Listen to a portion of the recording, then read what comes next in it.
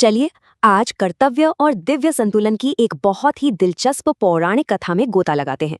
कहानी शुरू होती है एक हैरान कर देने वाले टकराव से, वो भी दो सबसे पूज्य देवताओं के बीच।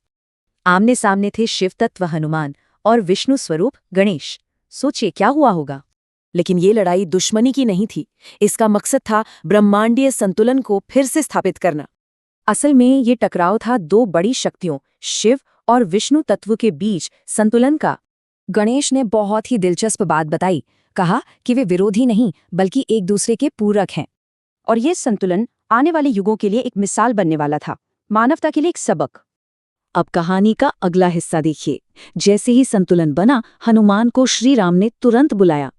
इससे हनुमान की अटूट भक्ति का पता चलता है। उनकी प्रतिक्रिया एकदम तुरंत और बिना किसी सवाल के। तो मिशन ये था कि माता पराशक्ति के एक बहुत जरूरी काम में श्री राम की मदद करनी थी। पहला काम, शक्तिशाली मेघनाद को एक यज्ञ पूरा करने से रोकना, जिससे वो अजेय हो जाता। पर यह मिशन लगभग नामुमकिन लग रहा था। इसके रास्ते में तीन बहुत बड़ी मुश्किलें थीं।